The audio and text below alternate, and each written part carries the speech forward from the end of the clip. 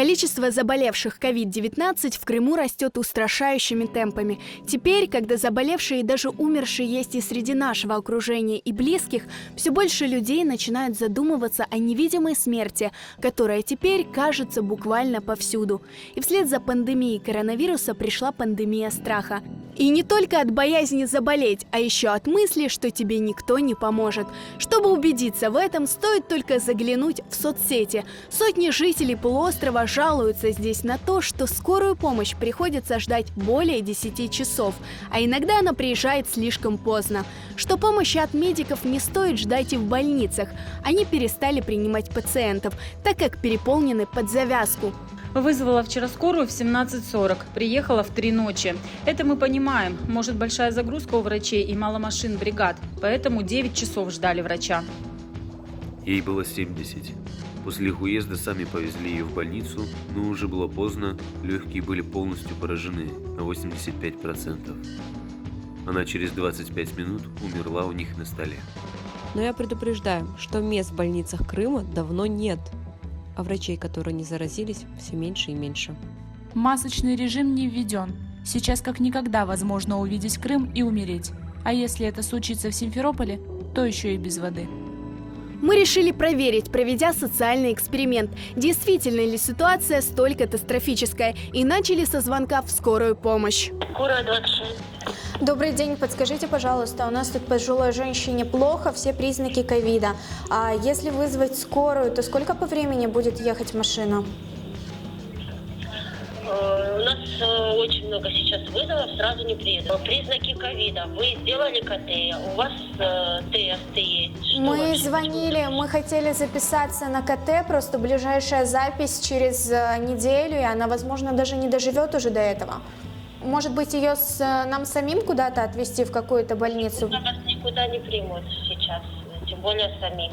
С пневмонией, с одышкой и с подозрением на ковид. Если вам нужна скорая, то она к вам однозначно приедет. Я только вам не обещаю, что скоро, потому что вызовов куча. И половина из них с одышкой.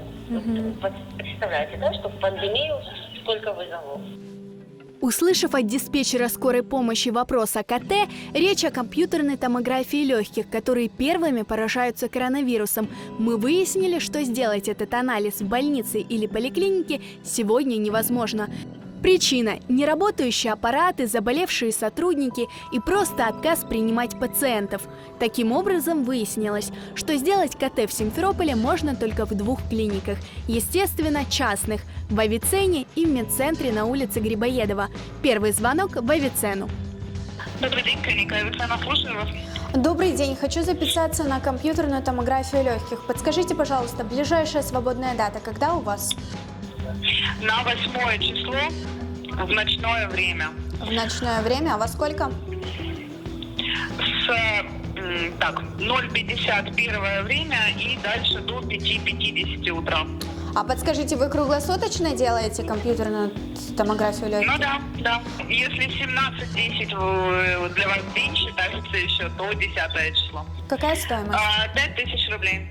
Стоимость компьютерной томографии легких варьируется от 3,5 до 5 тысяч рублей. Но в клиниках сообщают, что, вероятно, уже со следующей недели цена поднимется. Возле клиники на улице Грибоедова с раннего утра толпятся десятки людей, которые хотят сделать диагностику в ближайшее время. Людей запускают по живой очереди, и им приходится ждать по несколько часов. Поэтому стоять в этой толпе небезопасно, ведь многие с температурой, кашлем, одышкой. Кто-то привез больных родственников. Я сегодня приехала к 8 утра и оказалась в списке 21-я. Мне сказали, что они сегодня будут работать до 9 вечера, и если у меня есть время, то я могу остаться подождать. Несмотря на то, что еще люди по записи идут. Они должны оказывать нам помощь, да, а они на этом зарабатывают очень хорошие деньги. Сами посчитайте, 3500 сейчас берут за КТ легких, за одну зону, да, и это... Процедура проходит 10 минут всего. Почему за это не наказывают? Они нуждаются сейчас в этой процедуре. Они не могут себе позволить, потому что у людей нет финансов. Я не назову это рынком. Народ повалил, люди хотят на этом деле заработать, как у нас сезон бывает. все цены повышаются. Видимо, и они также работают.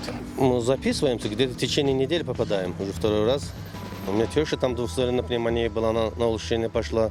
Жена 10% была, и слава богу, что на улучшение пошло. Спасибо, что хоть так попадаем, понимаете ли. Ну что делать?